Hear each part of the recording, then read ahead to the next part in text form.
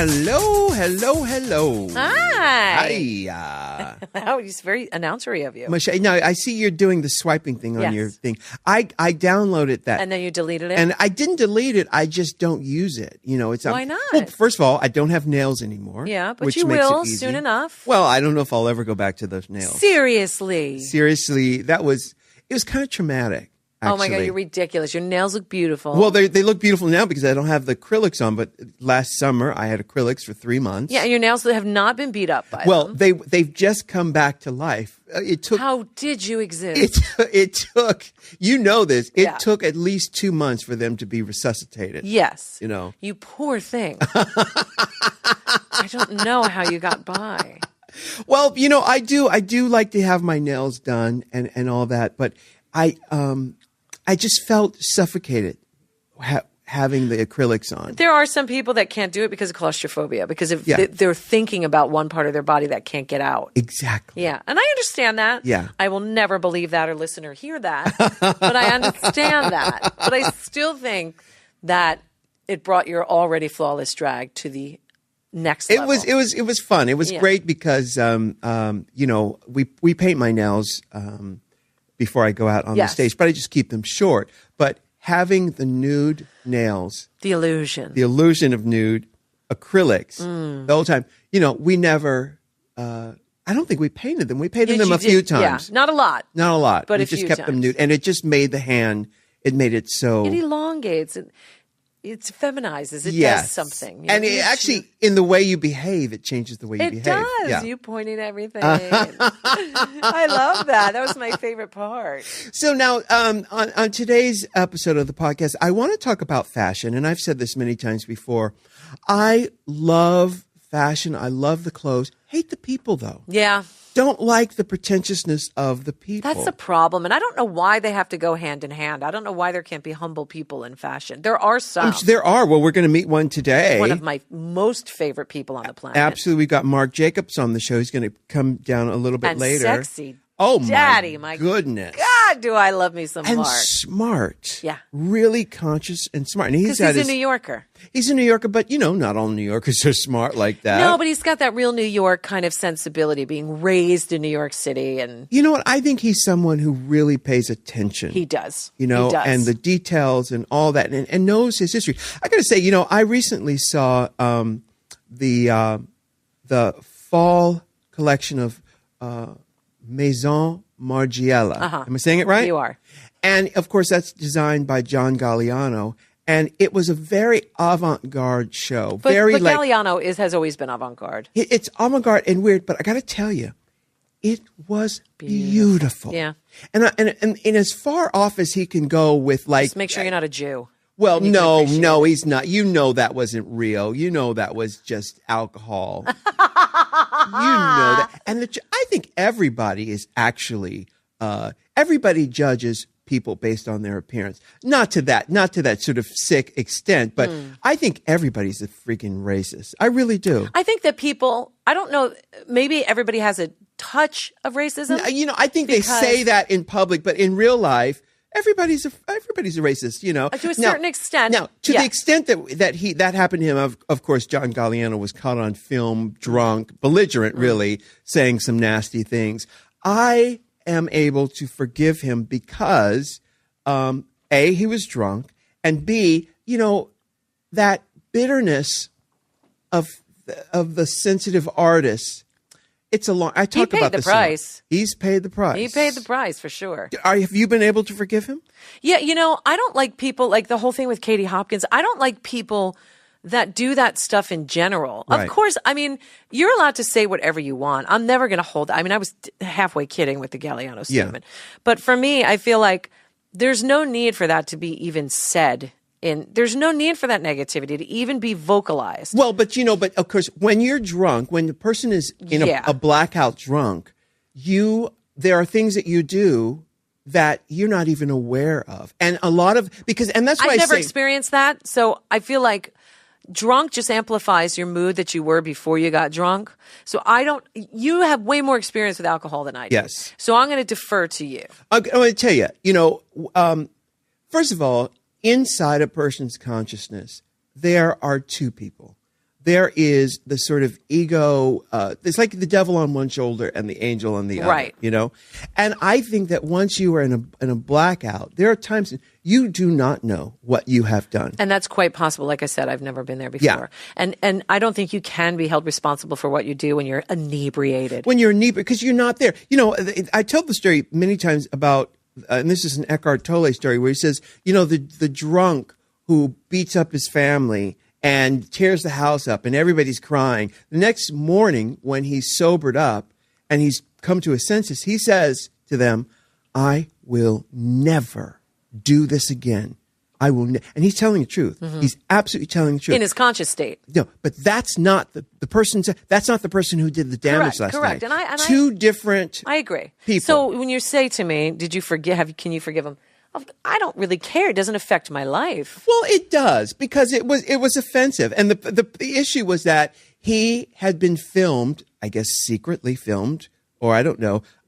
He'd been filmed saying these awful things in a blackout. Yeah. No, but what I was saying was, he doesn't affect my life. So me forgiving him is irrelevant if I forgive him. Well, forgiving him, I'm not going to buy his stuff. I can't afford it anyway. Well, that's what I mean. It's like, are you willing to let him off the hook given the circumstances? No, here's the thing. You and I have discussed this a lot. We have a little bit different views when it comes to this because, yes, people are allowed to say whatever they want, but there are consequences. So I'm not going to ever give my money to Dolce & Gabbana after what they said about, artificial families or what. Being an adopted kid or being a woman who fought fertility issues and almost had to adopt myself. Like, my kids are not synthetic kids. I'm not a synthetic kid. Like, so for me, I'm not going to give them money. Mm-hmm. Do I care No, I don't wish them ill will, but it doesn't mean I have to give them money and help, pay their tax bill.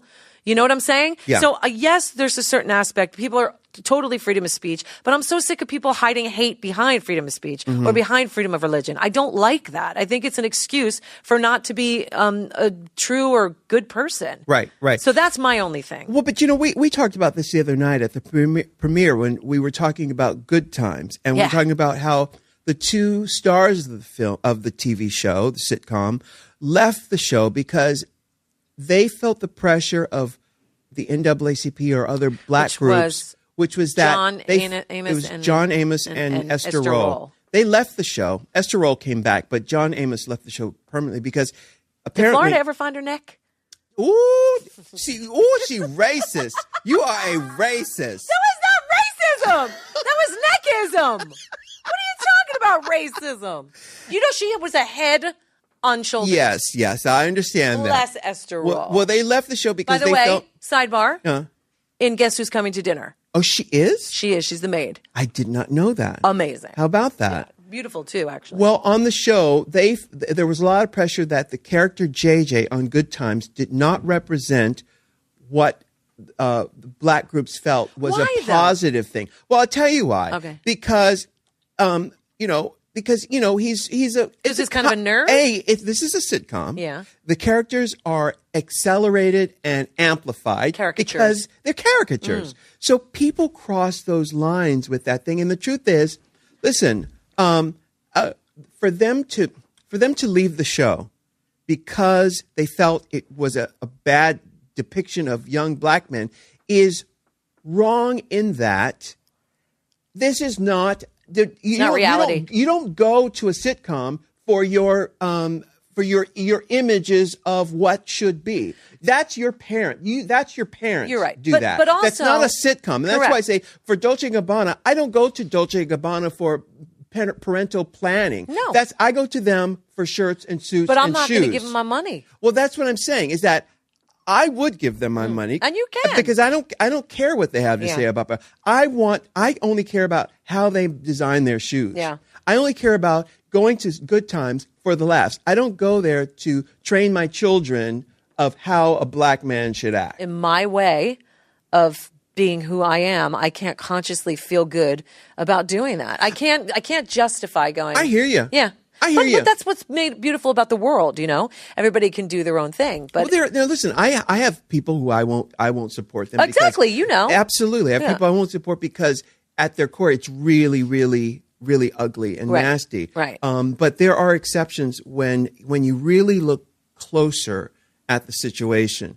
but So the alcohol thing, I can understand. Yeah, and the John Galliano, this collection, I was saying that it's way out there, like it's really out there. But this is someone who knows the history of mankind on this planet, and he has followed the storyline. You'll see a young designer put together a collection, and they've made all the mistakes in terms of the focal point, and he's still following all the rules of what a human body requires. But you know he's an artist. You know what? Ain't nobody better. No, he's an artist. He is beyond. Yeah, he's otherworldly. He's like the greats. You know, we're talking about John Galliano. John Galliano. Yeah. He's like the greats with Valentino and Yves Saint Laurent. The funny thing is, I never hear of anybody wearing Galliano because he's not he's so unaffordable. He's like Hermes unaffordable. Do you know what I mean? Yeah, but those people who wear those clothes, we don't know them. No, we don't know Daphne them. Guinness might wear things like that. And with fashion, as you well know,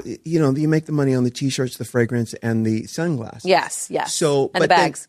And the handbags. Yeah. But that other level of making the money is this crowd of people who we would never cross paths with them. Not ever. Yeah. Like the elite of the elite money-wise. Yeah. I would love nothing more than to be able to put a piece of that on my body, at one time, just to feel what it feels like. And Gaga's living my dream in that sense. Like, she gets to do all these designs. And good for her for carving out that niche that she does that, when I did that Muppet Show special with her for the holiday special. That was so fun. They had so many clothes there. Some stylists pulled, and I guess they told some house, we have Gaga. What do you have?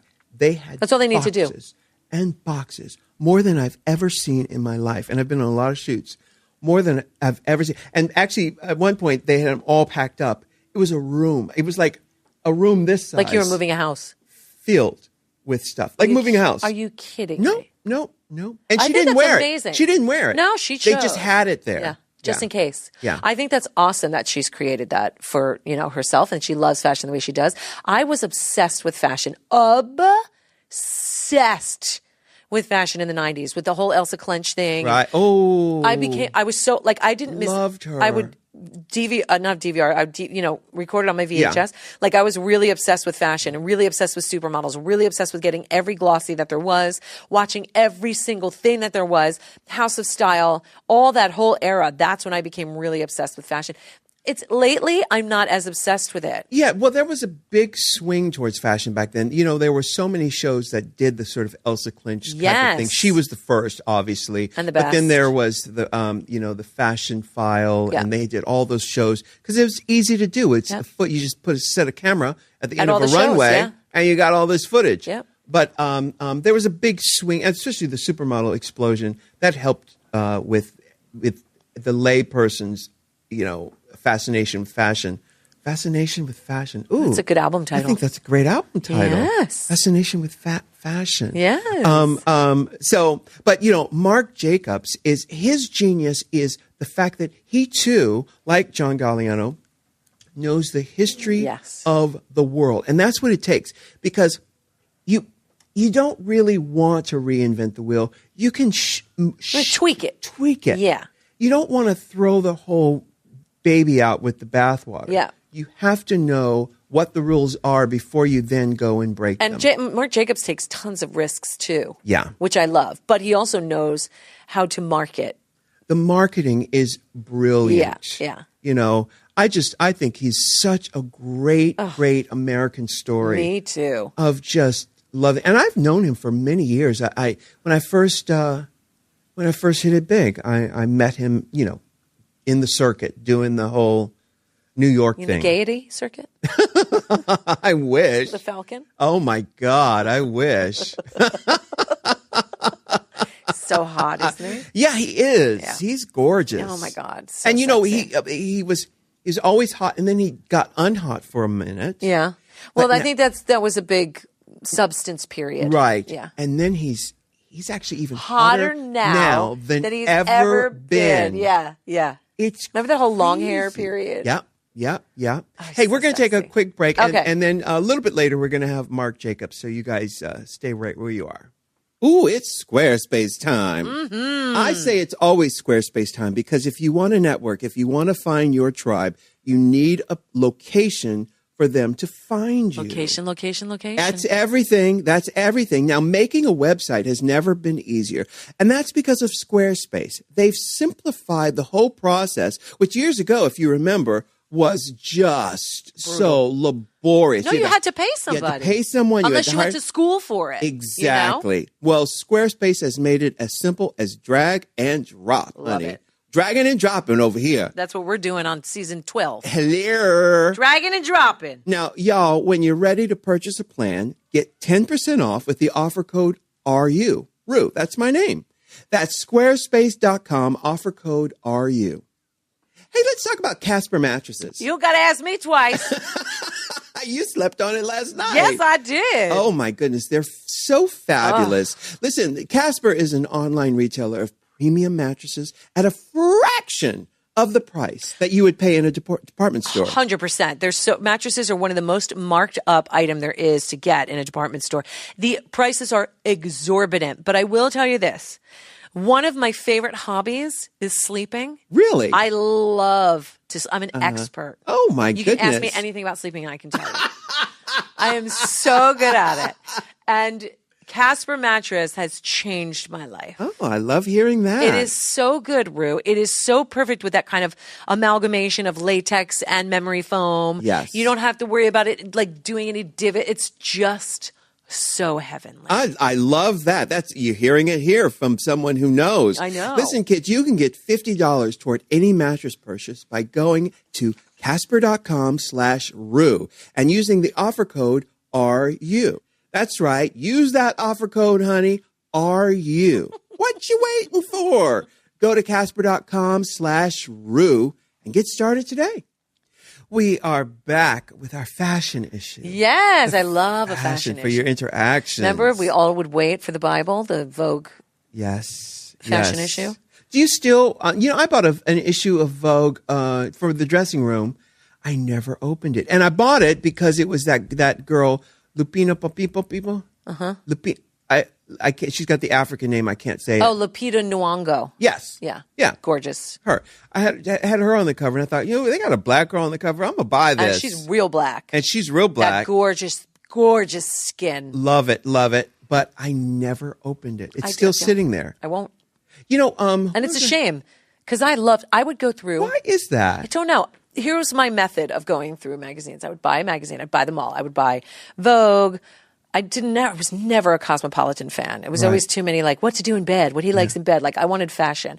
I loved Bazaar, stepped up the game real They certainly did. Back then, I'm talking in the 90s. Yeah. Marie Claire, Allure came in and really slam dunked it. So I would buy all of them. And my process was I'd let the magazines open where they wanted to, and then I would pull that page out because it's usually a perfume or some kind of a cardboard thing that would force the pages open. Yeah. So I'd rip all those out first. Yeah. And I have a stack of perfume samples, and then I'd go through, and then I'd read the magazine because it wouldn't force open to a page. I hate it when it would force open to a page. So I would gut the magazine, and then I'd sit there and I'd go through every one, and then you'd look at the truth is about magazines, 80% of them are advertisers. Right. There's only 20% fashion. Yeah. And then I'd look, and then, I'd get blown away by a Stephen Klein or a Stephen Meisel shoot or. Well, but the advertisements are fashion too. You get to see the some collections. Some are. Yeah, that's true.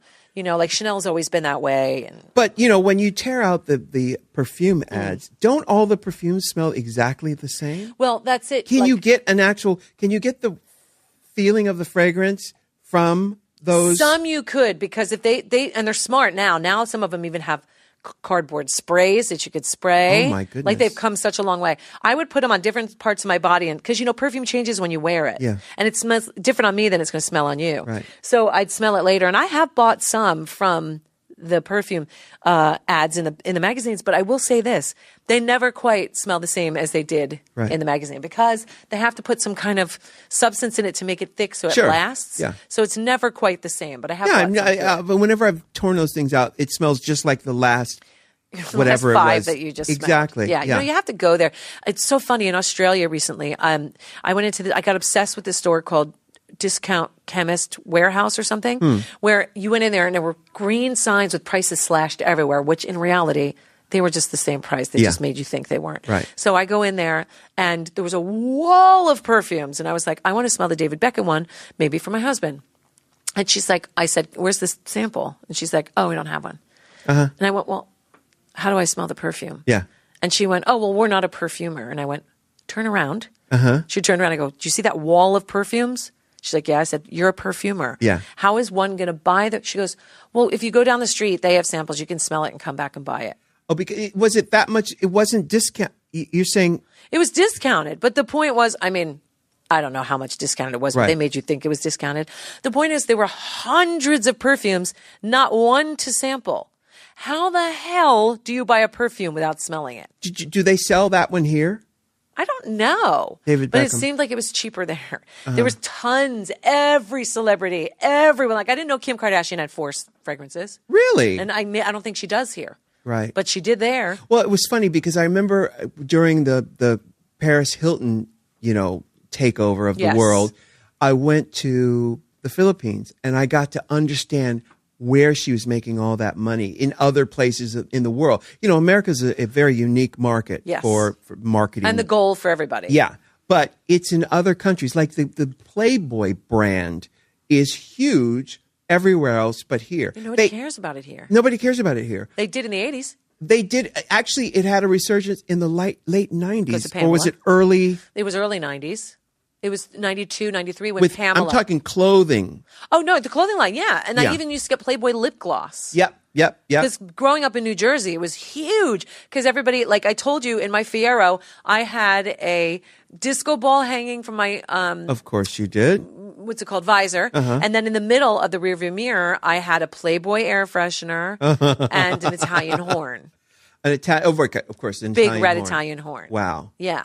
So Playboy was huge in the late 80s, all the way through to towards the end of the late 90s. I know that in the late 90s, they had a big resurgence with the T-shirts and stuff. But anyway, in Europe and in other countries, certain brands like the Kardashian or Paris Hilton things, they were so huge. Huge. It's amazing. It's that's why it's interesting to talk to Marc Jacobs about the marketing of a fashion brand and where the money is made, where those margins are, and how the show, the fashion show, how it influences the whole line. Well, because they don't make money. Not everybody buys a dress for $10,000. Well, that's the problem. I automatically posted a picture and I said to Mark, I said, please, can I do these jeans come in regular sizes? Meaning not Kendall Jenner, 6'4", size 22 waist sizes.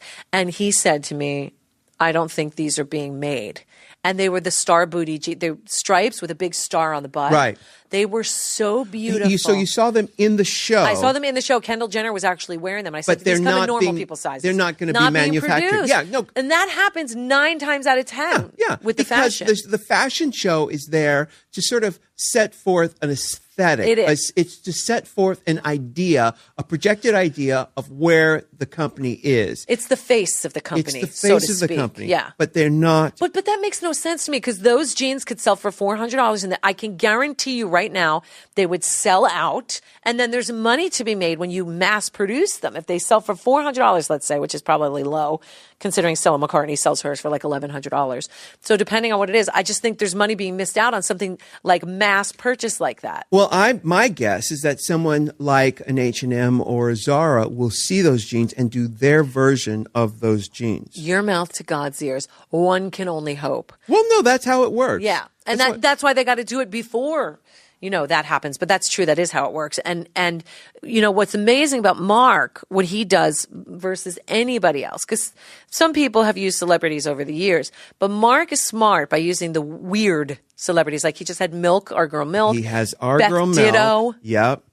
The irreverent, the not traditional people representing his brand. And I love that. Well, that's what fashion is. That it's things get tossed to the side. It has to be the now. Yes. That's what it is. And, I love the classic. I love a classic, a navy suit with a gorgeous, boat neck striped shirt and, all that stuff. Yeah. But then people who can take that and twist it a little bit. Yeah. Very, very, very exciting. And it's beautiful to watch. And definitely Marc Jacobs can do that. I still get excited about fashion. It's just not in the forefront as it was in the 90s for us, because it was so thrust in our faces in the 90s that I became literally obsessed with it. That's all I did, was obsess about fashion and how I can get it. And I would go to all of these sales, and these Macy's had Macy's warehouse all the way out in the sticks in Jersey, and they would have sales 2 times a year. I got my first pair of Manolo Blahniks for $25. Wow. And it was worth it because people didn't know what they were fighting for. Right. So I would come in from New York City out there in the sticks with these, women who just wanted to go get a Chico's outfit or an Eileen Fisher outfit. And there's nothing wrong with that, but they weren't looking for what I was looking for. So I always scored, and I always walked out with Versace leather, Manolo Blahnik shoes. Like, I still have had on it. my Versace leather blue leather skirt. My nails were done and my hair was fierce. And I was riding in a Cooper's limousine. Don't you want to ride? Yes. It's funny. We talked about, the fashion houses having to compete with Zara and H&M and all that sort of storyline. Yeah. Because they can knock it off for so much less. And Zara does a hell of a job. They do a hell of a job. It's not the exact same quality that you're paying for, but if you're on television, or if you're a kid and you have a limited budget, it does the job for the time that you need it. Because on TV you're wearing it for a couple hours and then you're done with it because you can't wear it again. Yeah, but what's interesting? Burberry is doing this thing where as soon as it's seen on the runway, you can actually buy it, and a lot of people They've been testing that out and trying to make that work. That's what I'm talking about. That's what needs to be done, because fashion isn't what it was in the 90s. So in order to make your brand relevant, doing that is brilliant. Yeah. Brilliant. Yeah, straight, direct to the, from the runway, straight to mail order. That started with that TV show, I think. It was like they were trying to find the next great designer. I think Nicole Richie was on it. Jessica Simpson was on it. Remember? Yeah. It was called Next Great Designer or something like that. Right. The show wasn't great, but the idea was. So if this person won by doing this shirt that night was available. Really? Isn't that brilliant? I love brilliant. That's great. So that's a brilliant way to do it, because I have to tell you, with like the Marc Jacob jeans, like that moment of I need to have these. Oh, they're not being made. It hurts for these kids that love fashion. You know what I mean? I mean, the reality is most of us can't afford fashion. So the Zaras and the H&Ms do us a favor by making fashion affordable. And I just hit the microphone. Sorry. It's all the vision, isn't it? It's all how you see things. I see things differently than you see things. Sure. Yeah. Well, and there's something for everybody. I love how a certain silhouette will catch fire and it changes you're in the airport and you see what people are wearing and you see certain shapes. Oh, really? You're going to judge at an airport? Well, it's like a fashion show. It's almost like a litmus test of who America is. But most people do. Like for me, I love fashion and I try to dress as nicely as I can. But when I go to the airport, I can guarantee you I'm not fashions. I am wearing a onesie, a cute one, but it's usually a onesie with the most comfortable shoes because I'm flying for 10 hours. Right. Do you know what I mean? Yeah. So I'm not sure an airport is the best litmus test. Well, it more does. of a stool sample? I'm just saying. That's just my instinct because I do a lot of travel, girl. Yeah. Well, it just goes to show you, like you see a man at the airport and he's got those 90s jeans on because you can tell because of the cut. He's had them for 20 years. I hate those jeans. And he's got a wide leg. He's got the white socks. And there's white sneakers, like exercise shoes. Oh, yeah, gym shoes. Yeah. But they're white. Sneakers, right. And some type of short sleeve shirt with a pattern on it. And I knew that outfit. I knew it when it was new. But it's interesting how, especially men, don't turn over a new leaf. They don't. They're very resistant. Very resistant. Because it's comfort. It's the same. Well, the society doesn't demand that they up their game. No, and it's comfort. It's like, when you comfort food, or like when you listen to your favorite morning show on the radio every day, when you change it, it's like, oh no, right? I don't know if I like this. Well, you know what I mean? What was the Oprah thing where if you haven't worn it in a year, I disagree. You toss it out. Disagree. This is you holding on to 8th grade clothes. Yeah. But and your daughters don't want anything to do with it. No. Yeah. But I did hold on to it for them. There are a few pieces that Lily, because Lily is kind of the same aesthetic as I do. She's a little more into the 50s look than I am, but she'll wear my stuff. Lola's not having And I still have my wedding gown thinking that they're going to wear it. And they've already told me probably not. But so Lily likes a sort of Betty Page storyline. She likes, What did they change their name to? Because the designer for the Betty Page line left is now, no, she's there. She has changed the name of the company to her real name, which is it Pamela or? Oh, I don't know. I didn't know that. I wasn't aware. Yeah, they have stores. I saw it. They had a store in Vegas. The pinup line that I like to wear is called Stop Staring. That's my favorite pinup line. So when I wear a dress, I'll go to her and her website because she's very stretchy, but form-fitting, almost girdle-like material. So it holds you in. So even Zoftig women or women with breasts my size can wear it. And it's absolutely stunningly beautiful. So that's who I choose to wear when I do pinup. Lily has days of liking to look like that. And then she has days of liking to look like a boy. She's kind of gender fluid that way. But I love that because she's having fun with fashion. That's great. You know? That's great. And I think that's what it's about. Well, that's everything. That's everything that it's about. Yeah. That having came fun. out wrong. But I know what you're saying. Yeah. Having fun. And that's why, the pretentiousness at the shows. I won't go to fashion shows anymore because I don't like it. I don't like that sort of desperate feeling in the air of look at me and, oh, I'm somebody or, I don't like that. No, it used to, let's just go and see this incredible I art. love the artistry of the clothes. And you know what I do is I go into Vogue.com and look at all the shows, which used to be Style.com. Now it's Vogue.com. Yeah, you can see the shows. See all the shows, and I love it. And I posted on my Twitter account the Maison Margiela, which, oh my goodness. Look. I could see it. And I've been around forever. I've been paying attention. It's beyond. Yeah. Beyond. No, look, nobody makes a gown. I know there's amazing gown.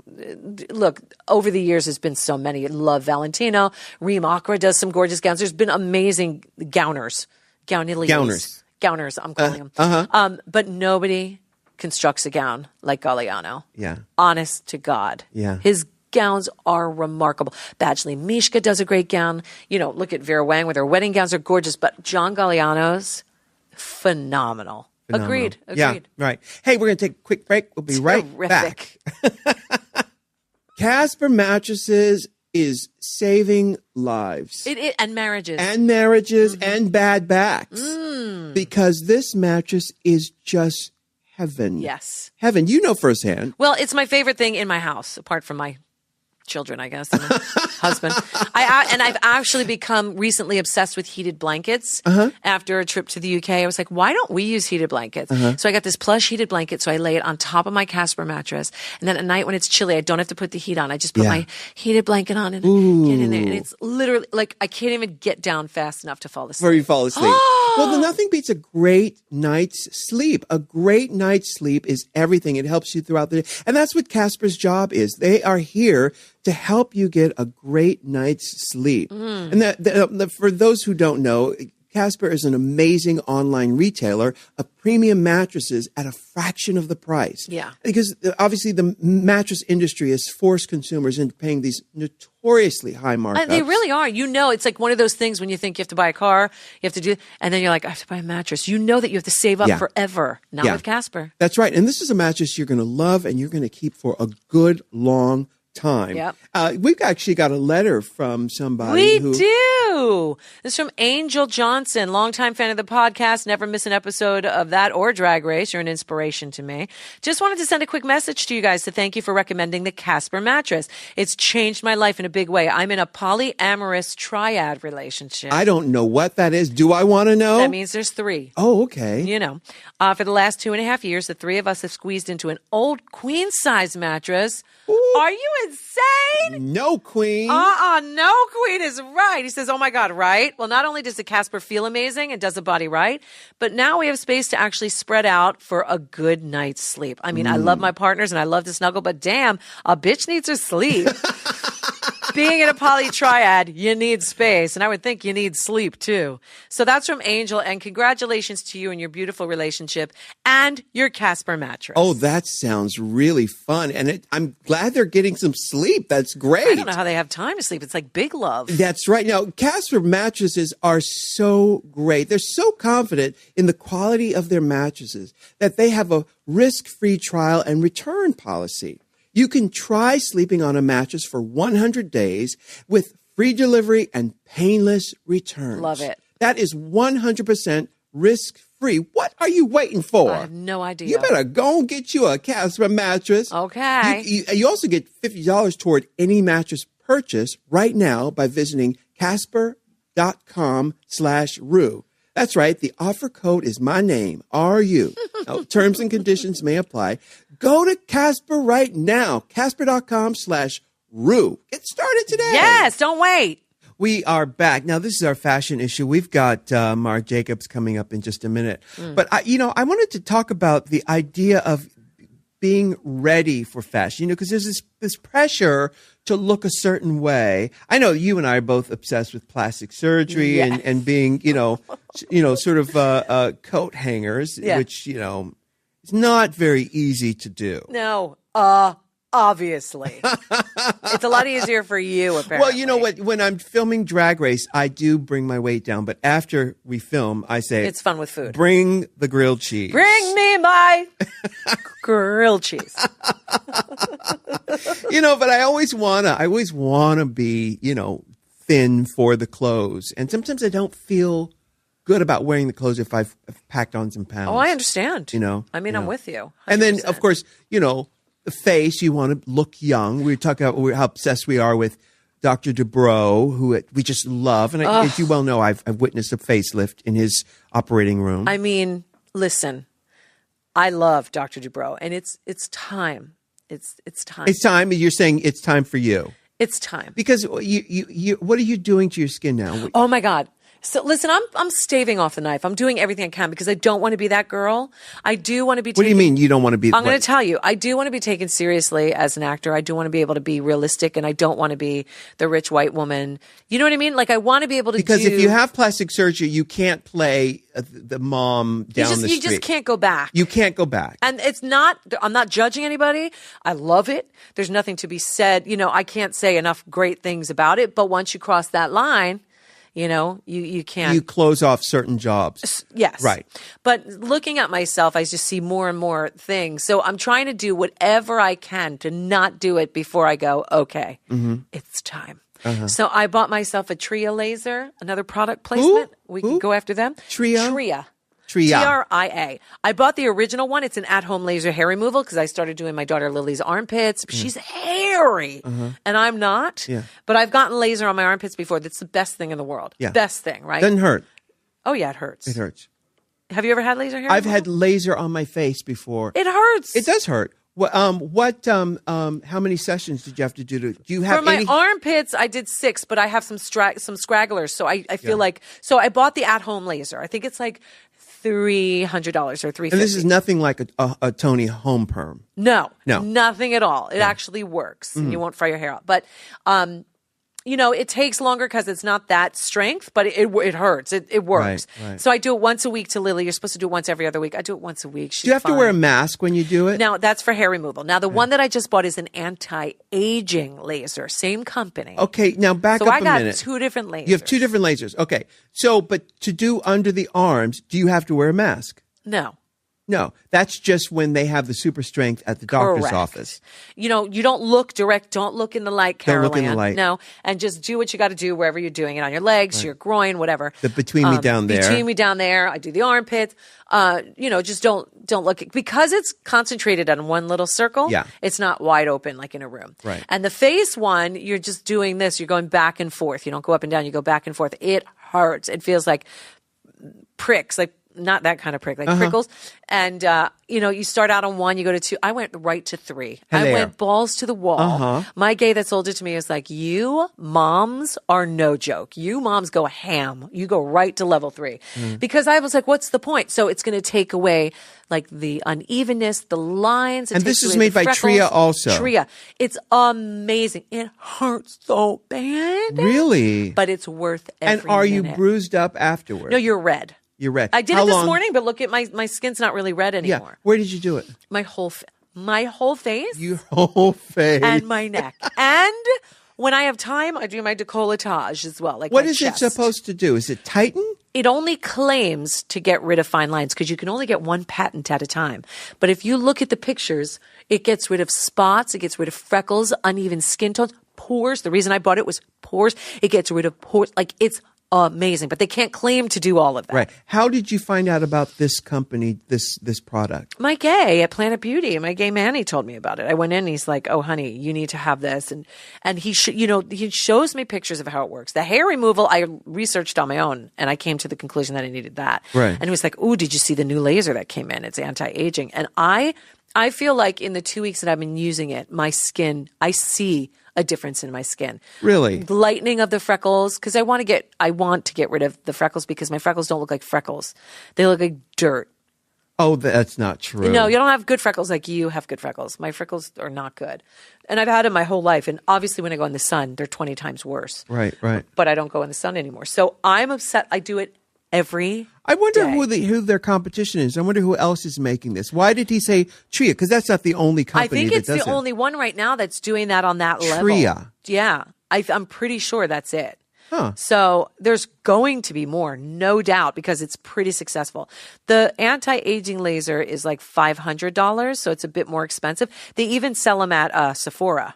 Wait a minute. Okay, so you've talked about three different. You said anti-aging laser, And then hair removal. hair removal. And then this one that And you're then there's using. one for acne that they have too. So that's a fourth one. Yeah.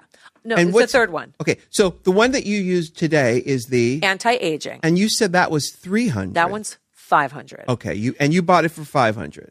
Well, Yeah. Yeah. I didn't get it for free. I just got a little discount. Yes. I got a gay discount. Yeah. You got a girlfriend. That's discount. it, girlfriend discount. The hair laser removal one, I think, is less expensive.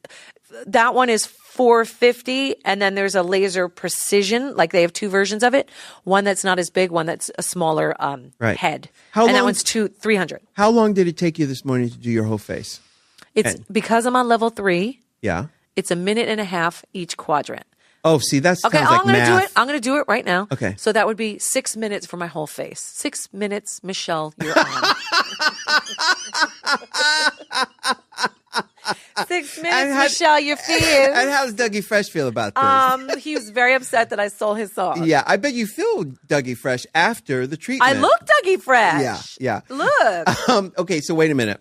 6 minutes to do your whole face. 6 minutes to do my whole face, and then you can do some on your neck. You can do some anywhere. I met this woman who's a rich woman. Right. I met her at Planet Beauty. And my favorite thing that any human has ever said to me, we were talking about the laser. Manny says, "Oh, this is so-and-so. She's got one too." And she looked at me. She goes, "Do you love it?" I go, I'm just buying it now. I don't know. Yeah. She goes, "I'm going to tell you right now.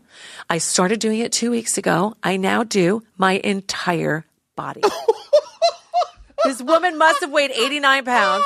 She's probably in her 60s. And I went, "What do you mean? Like your neck and your chest?" She goes, "Michelle, I do from my ankles all the way up." My goodness. She wants to get rid of anything and everything. And it's battery operated.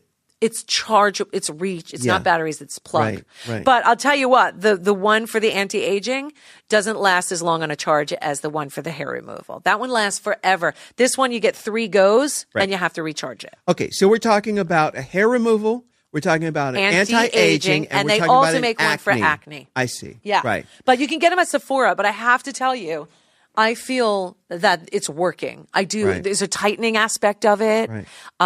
And there's the spot removal aspect of Do you it. ever go on bit rate or is it biz rate? What is it? Biz rate. Is that right? Yeah, Where you Bizrate. check the comparison pricing for items. I don't do biz rate, but I will go online and do that. But since, I have hookups. Yes. So it's not like, and then when I don't, and trust me, I was raised a nice Jewish girl. Mm-hmm. I do my comparison shopping. My mother, at her eulogy, when I eulogized her at a funeral, I said, "I'm wearing an Ann Demeulemeester dress. Normally over $1,000. Because of Arlene, I paid $100 for this dress." And she would be so proud. Like, people were not getting it, except for the people that do get it. Like, you would be dying. So that was how I eulogized my mother. The point is, I know how to bargain shop, honey. Trust, honey. Yeah. And there's no way I research it to make sure it works. Those hair, skin, and nail pills that we talked about Yes. previously about Yeah. Nicole Kidman, I researched them. I was like, do I need to buy them? Yeah. Not that it was obviously helping Nicole Kidman, but I was like, what if they're good? Right. Horrible reviews. Really? So it does pay to do your due diligence. Well, but I would assume and these lasers do work. I would assume that those gelatin pills, or I guess they're gelatin pills, like Nox. Remember the Nox gelatin? Well, Nox, yeah. Nox is it's beef collagen. It does work if you want to take the beef stuff. You can even get collagen, beef collagen like protein shakes, which are really good for your hair, skin, and nails as well. There's a million products out there. I use one that I love, and I don't need to name check them, but they are out there. You know what I mean? But there's another laser removal system that came out before Tria did, and I researched that one, and it's cheaper, but it doesn't work. It doesn't work as well. Right. So I did do the research, and obviously they did too, because they've been at it for years. And I'm telling you, whoever's considering it, if you want to do at-home hair removal, it does take longer, but if you do it once a week, it's worth the investment of $400 or $350 to do it at home. Yeah. Yes, you can get Groupons and everything now, but I'm finding that I do still, even after 6 sessions, have hair issues. Like I have to zap them. Because I went to see a hair laser removal. The wording is backwards. No, that's there. right. Yeah. Laser hair removal. Yeah, Got it. Yeah. I think I may have done 8 sessions, and it was. Listen, I've had electrolysis. Electrolysis on my face. On my face. That hurts, though, doesn't it? It sure does. Yeah. Everything. Life is painful, kids. Electrolysis, for the kids out there, is the precursor to laser hair removal. Right, where they take a hot needle that goes into your follicle and burns the root. Yeah. And over the course of several years, your root says, okay, I give up. I won't grow. Several years. Yes. You're being tortured. Tortured on a table in Valley Village, California. But I will say that laser hair removal, though you do need 6 to 8 sessions, it is good. And it does hurt. It feels like somebody's snapping a rubber band every single time. Yeah. But, if you take an ibuprofen. No, I have girlfriends who have gone plastered on Xanax, can't even move, with numbing cream that you would put like on your lips before you get them done, on their vagina, and just laid there basically unconscious to get their vagina done. Yeah. But I can imagine, because I only did my armpits, I can imagine what it's like to get a Brazilian with a laser. That does not feel good. Well, try the area around the lips of your face. I do that with the anti-aging laser. It hurts so bad. It's very sensitive area. Oh my God. So, like I try to do under the nose area. It's so, because I have some capillaries there. Yeah. So I was like, fuck it. I'm going to put some cover up on this bitch and I'm good. No, but I totally stand behind doing anything that you feel like you need to do to tighten, to snatch. Well, that's again, it's fashion for your interactions. Yeah. It's all about looking a certain way. But, do you want to look that way for other people, or do you want to look that way for yourself? It's for me. Don't you want to do it for you? I want to do it for me, but I also want to look good on TV, Of course, but that's still you. It's still you and your ego. Sure. It's nobody else. Yeah. And I understand that. You want to look your best. For years people have said that women dress for other women. Do you feel that's true? I think maybe when I was younger, I would dress for men and for women, for girls to be like, oh, she's pretty, Right. Not anymore. Now I dress to feel good. If somebody wants to compliment me, the way I dress definitely changes the way that I feel. And you said it when you quoted Joan Crawford the best. If they wanted the girl next door, they'd go get the girl next door. I want to walk out looking like the Joan Crawford. And that stuck with me. It sat with me, and I was like, I get it. Because you do feel different when you dress differently. Absolutely. They say when you feel your worst, that's when you should dress your best. I love that. Yeah. I love that. Yeah. And it's true. I like to dress for the rent, actually. Some people do. Yeah, I'm with you. But I do find that you get a certain level of respect, even if the people don't know what you're wearing is designer. The only people who ever know that I'm wearing something that's designer is the sales clerks in stores, in the designer stores. They're the only people who are paying attention to whether, or like a stylist, like Art would totally be like, Art would know. Yeah. But, or some fashion centric homosexual, but they're not the way that they are like they used to be. Like when I wore Versace, you'd know it Versace. Right. Things like that. But also, people used to go to Las Vegas and they used to dress up, or people get on an airplane, they used to dress up. Yes. But now it's the opposite. It's the opposite. People have abused casual wear. And, I'm an abuser. In Australia, especially, in California, especially, people are very casual. The rules of fashion are broken. Yeah. Yes. New York is really, and London are two very fashion. Even Italy, when I was there, I was surprised to see the lack of fashion. Yeah. Like I thought it would be. I haven't been to Milan, but I don't think it's no longer the epicenter anyway of fashion. So even in Paris, I'm not impressed, you know? It could have been Paris, Texas. It wouldn't have been the same thing. I just find it interesting. Well, speaking of the epicenter of fashion, And we New York have City. Yes, we have Marc Jacobs, and so after this break, we're going to have the legendary Marc Jacobs. After these messages, yes, we'll be right back.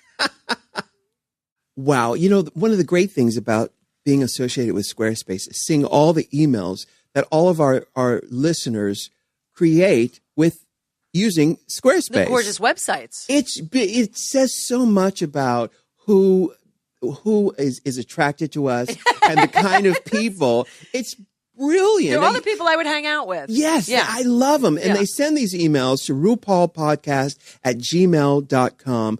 They're talking about their Squarespace websites. And I love looking at them. Yeah, me too. You got a letter there? I do. This one's from Ruben Aguilar. He's a hairstylist. He said he's been a long-time avid listener, and he's excited to send you this message because he finally finished his website. Good. Yeah.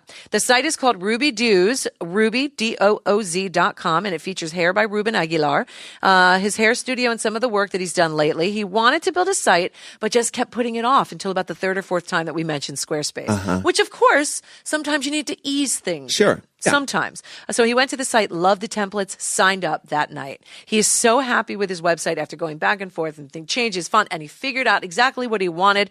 He says, a million thank yous to us both. Wisdom and love that we have guides all the children to delight. Oh, my goodness. Couldn't be better love than you that. too, And the Ruben. site looks gorgeous. I Gorgeous. mean, really creative. And that's what Squarespace affords you. Listen, it makes it so easy. Squarespace makes it so easy to do something that you can be proud of. Yep.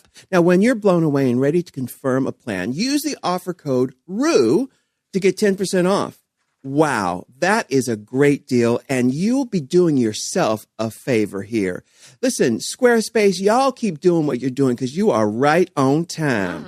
And keep sending us your websites, listeners, because we love seeing them. Send them to RuPaulPodcast@gmail.com, and you go on over to squarespace.com and get that offer. Offer code RU, R-U.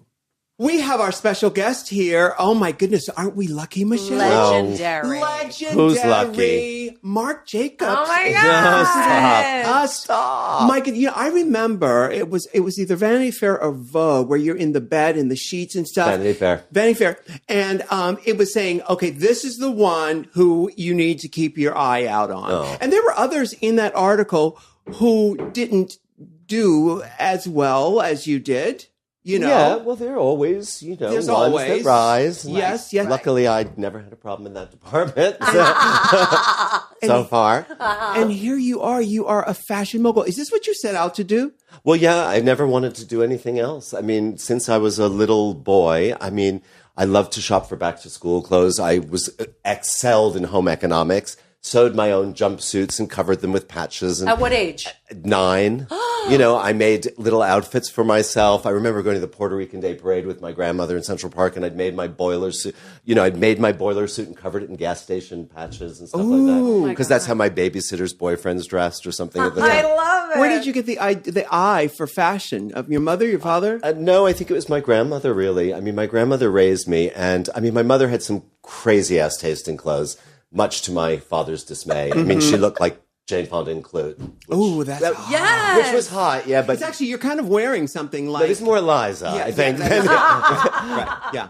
Another fave. But no, my mom sort of veered towards the sort of trashy side. But my grandmother really taught me about fashion, and she took me shopping to all the different stores, and I just loved to go with her to the hairdresser. And What was her name? her name is Helen. Oh, she's still with us. No, she's not with us. Helen. She'll always be with me, but she's sorry. Yeah. So, and your fashion sense came from her, and she was just pure... She was just of that generation, change your bag with your outfit, and dress for different occasions. Here, Ru. And she would make me, I was brought up going to the theater in New York, and we had to dress up. I mean, we could not wear jeans and t-shirts to the theater or a tracksuit, How times have or changed. sneakers or whatever. Yeah. And, in a dinner jacket to dinner. And so she was very about like manners and dressing for occasion and all that. And she also taught me how, to really appreciate my clothes and to take care of them and that I had a responsibility to my things and how it was better to have one really beautiful thing than many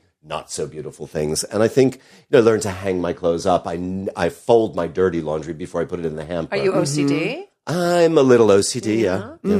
And so at what point did this love of clothes and dressing up turn into, I need to be a fashion designer? I think, well, I mean, you say when, we're all born naked and the rest is drag. And I couldn't agree with you more completely because I think, we show, I mean, it's such a joy, the ritual of getting dressed and presenting who we want the world to see. It's really a fun thing. And a lot of members of my family were in some form of the entertainment business. And I always thought of fashion as a form of entertainment. Yeah. I mean, first of all, I enjoy doing it, but I also enjoy the pleasure it gives others, to watch it, to see it. And I feel like life is just this big parade and we all just sort of get dressed for it. And, it's fun to be a part of making those looks and doing that thing. Yeah, because you were a success right out of the bat. Now, the Vanity Fair story, was that 89, 88? I was 25 years old, I think. So that I was born in 63 plus 25. What does that make? 88. I was 88? I guess so. So before that happened, because that really was the beginning. Well, that's when I got the job at Perry Ellis. Right. So before that, I had been working, but I was in and out of business, after Parson School of Design. And then my first big job was at Perry Ellis, and I was the youngest person ever to have a big position on 7th Avenue. Did you ever meet Perry Ellis? Yeah, I did. Wow. I did. I met Perry when I was 16 years old at Charivari, which was a store. Oh my God, I used to love Charivari. Yeah, and I met him. I was 16, and I ran up to him, and I just said, what do? I want to learn about fashion. He said, go to Parsons. Yeah. And that's where I went and studied. I'd been in the High School of Art and Design before that. Right. I'm Did you work 57 retail? Second. I worked retail. I was a stock boy at Charivari at the age of 16. Wow. And worked there for 4 years after school and on weekends to put myself through college. And that's it. So from getting out of Parsons and getting into heading Perry Ellis, how many years was that? Was about, I was about 4 years. I mean, I was in and out of business with my partner, Robert, for 4 years. And then Robert McDonald, who was a great friend of Perry's, when Perry died, he put his two designers were in charge of the collection. And then Robert came to me and said, we'd like you to do it. And I always felt a kind of spiritual connection with Perry. I mean, he was such a cool guy and he was so warm and great with me. And I think what he injected in American fashion was like a sense of whimsy and humor. And he was much more of a European designer than a 7th Avenue designer. He was cool, so he had long hair and gorgeous and all this kind of stuff. It's beautiful. So I could relate to that. Yeah. Al, tell me this. Now, you've been such a success in the fashion industry where so many people fail, talent aside. But where do you think your sense of business comes from? I know that your father was an agent. Yeah, he was an agent. I don't know that he died when I was 7. So I don't think, other than some beautiful memories as a kid, I don't know what I got from him. I know what I do. I do know what I got from him. It was nothing to do with business. It had more to do with the way I treat people and how I feel about everybody being equal, and all we have in common is the most important thing are our feelings. That's what we all share, you know? So, I was very lucky for that, but I didn't get anything in terms of business from him. My grandmother, again, was the one who encouraged me to do what I wanted to do. Who would play her? Who Helen? would play her? Yeah. Oh, Which one of the golden... I would like Elizabeth Taylor to Elizabeth play Taylor, her. yeah. Because, I just saw her as the most glamorous figure in the Your world. grandmother. Yeah. And Helen. Elizabeth Taylor, both. But Helen Yeah. was the mother or the Helen's my grandmother. Oh, Yeah. And then what was your mother's name? My mother's name is Judy. Judy. Oh. Judy. Well, I love a Judy. I love Yeah, I know, a Judy. Judge Judy. Yeah. A Judge Judy. Yeah. No, but what's interesting is, what you've done in the business of fashion and how you've revolutionized it. I live in New York, and on my street, you have monopolized several corners of my neighborhood, and here in LA, I live here too. Yeah. You've monopolized Melrose. Yes, yeah. Are there other cities where you've monopolized areas? You know what? It's my partner Robert really who did all of that. We both love that space on Melrose, the one that's covered in ivy. So we agreed on that. But Robert and I have always been very instinctive, and while he was always the business side and I was the creative side. We kind of, I hate to use that expression, we complete each other, but in terms of starting a business and creating the business that we have now, Robert was always very instinctive about real estate and stuff like that. And we moved into the West Village. And we always want to be part of the community. Yeah. It wasn't about taking over or anything like that. And it wasn't calculated. It was really instinctive. I mean, our books, shops, and, or bookmark and everything, it was just an impulse and something that we felt. And many of our impulses failed, but we've always learned that if we want to sleep at night, we have to trust our instincts. Yeah. And so all of those choices were really instinctive. Right. I'm sure a lot of young people in the fashion industry come up and say, what do I do? How do I become the next Marc Jacobs? What do you tell them? Well, I don't believe in giving advice. I can share my experience. I think that's how I roll. I can tell you what I did and whatever you get out of that, that's great. But I believe in not giving up. And I know that when I don't believe in myself, I turn to people that love me and care about me, and I ask them, what can I do, or what am I doing wrong? And I kind of, sort of look at, hear, listen, and stop giving advice or stop talking. And, so I just believe in that old adage of believe in yourself and don't give up. Right, right. You used to do Hermes, was it, or Louis Vuitton? Louis Vuitton. Yeah, Louis Vuitton. Slightly different. Yeah. Do you miss doing an extra line? Like, how many lines do you do? Well, we just do, just working on Marc Jacobs, and I say just as if it's like less work, but it isn't. And there's Marc. Because we do beauty, we do fragrance. Right. Well, now we're combining Marc by Marc and Marc Jacobs. It's just as much work, but it's all be under one label. But I do, it's a bittersweet thing. I worked for 16 years for Louis Vuitton, and I loved it. But I was traveling back and forth between New York and Paris and living 6 months a year in each place. And, I give 100%. Mm-hmm. So the thing is, doing two things, I was able to give 100% only 50% of the time. Mm-hmm. And now I'm giving 100% of myself to one thing, which is my own brand. And that's great. And, but I do miss it. I mean, it's quite hard. I'm a creature of habit.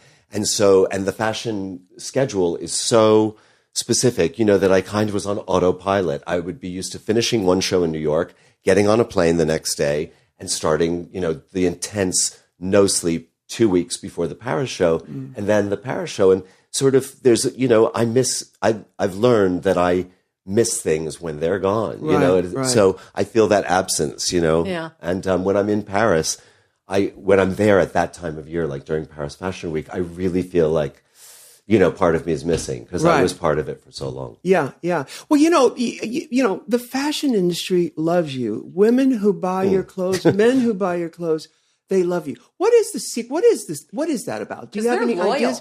They're very loyal. People are Marc Jacobs people. Yes. I don't know.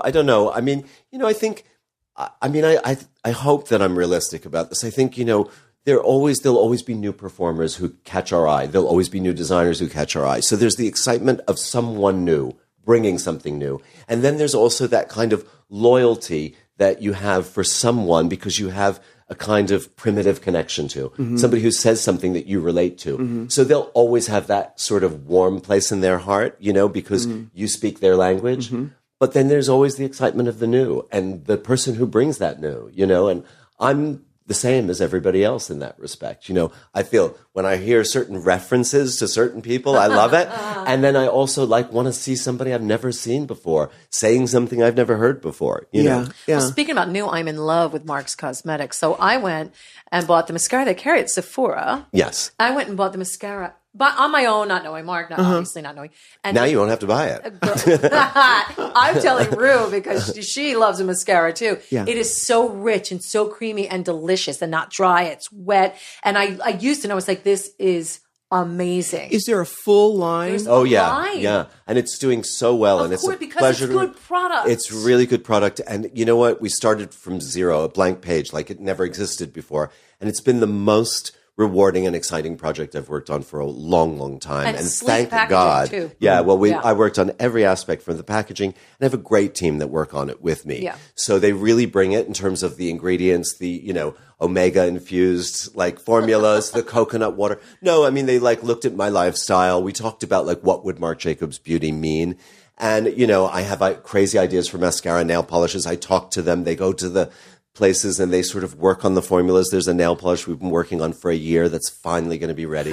We worked on these a year? Yeah. Well, I can't really talk about it because it'll be out soon. But yeah, it was a particular thing, and either it'll sort of float or fail. But it's great to work with people who just keep on keeping on. Like they want to make it happen, and they love the idea of doing something that doesn't exist. It's so good, and I'm going to just be a supporter of it for the people that are listening. The nail polishes are amazing. His nudes are phenomenal. The packaging, you just literally, they're really, it's so beautiful. It really is. I mean, I'm very, very proud of it, and it's really a rare occasion when I can say, like, I'm really proud of the team and the packaging, the product, the formulas, it's everything. Good stuff, babe. Well, you just mentioned, the Marc Jacobs lifestyle. You look better than you've ever looked in your life. Thank you. And I know that what changed, a few years ago, you just started looking like a movie star. You started out looking like a movie star. No. And then I was a mess. What changed? Well, a lot of things changed. I suffer from ulcerative colitis, and I was trying everything. What is colitis? Colitis, ulcerative colitis is, my father died of cancer of the colon, and that was caused by ulcerative colitis that was undetected. So did he suffer for years? He suffered for a while. He died quite quickly from the cancer because the polyps. I mean, it wasn't known as well as it has been in the past, I guess, 20 years about men being sort of checked for, having the colonoscopies, et cetera.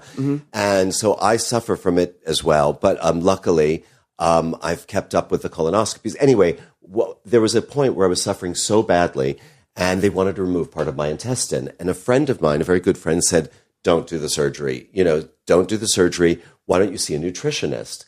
And I did. I took her advice because I did not want to have my intestine removed, or part of it removed. And this nutritionist said, you've got to change your lifestyle. And he's like, you've got to find time every day to laugh. You've got to sweat, which means going to the gym, which I had never stepped foot in a gym. And he said, you have to change your diet. Like no white flour, no sugar, no caffeine, and no dairy from a cow. And I was absolutely compliant for a year, like without cheating once. I also went through, and I have gone through battles with drugs and alcohol. So I put all that down for that period. And I started to change. And then I cut my hair. I took my glasses off. I cared about my appearance. I started shopping. And then guys started looking at me, and then it was all over. You know what I mean? It's like, I started going to the gym, and I liked my reflection in the mirror. You've always been cute, and guys though. were asking me out, not because of what I did for a living, but because they thought I looked hot, and they wanted to, Yeah. But you've always been cute, that. Marc. Yeah, always been good looking. Cute in a grungy way, and I had the long hair and the glasses and dirty clothes, and in Vanity Fair, the Vanity Fair picture. Well, that was sexy, but that was Stephen Meisel, and Stephen Meisel could make anybody look gorgeous, No, but I had long hair, and they painted me, and and I was in bed naked in motorcycle boots. That was a good period. Yes, That's great. But it was 25, dear. That was 27 years ago. Yeah.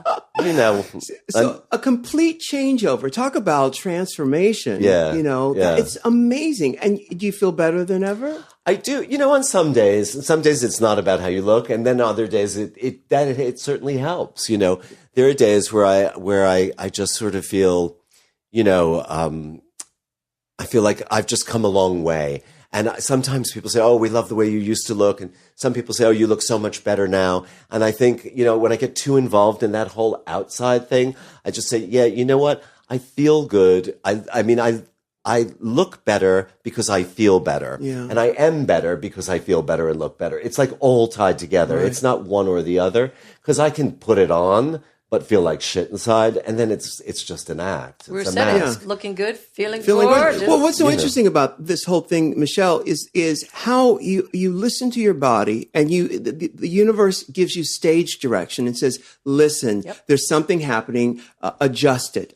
And you took it, and you're more beautiful than ever, you're more successful than ever, and this is something for everybody to tune into what the universe's stage direction is. Yeah, it takes time, though. Sometimes, that it's always being transmitted, but we don't always receive it. Patience is important. You can't pry open a flower. No, you can't. I always wonder about fashion, though.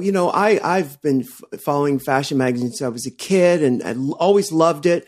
But, at one point, you see the same thing come down the runway. You saw it when it came down the runway when you were 14, and then you see it again at 21, and then you see it again at 28. At one point you go, is there anything new out there? I think, it's all perspective, because I think it was Chanel who once said, he who insists on his own creativity has no memory.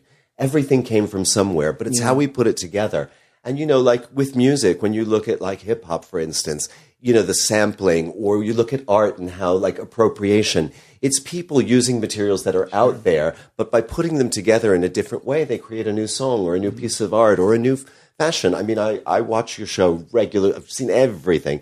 And I mean, you look at Violet, winner of last season, and it's like, I know the references, but Violet is still bringing it new, for a new audience. I mean, she's bringing her thing to it, even though I can see the references. And I think that's the same of fashion. It's the same of writing.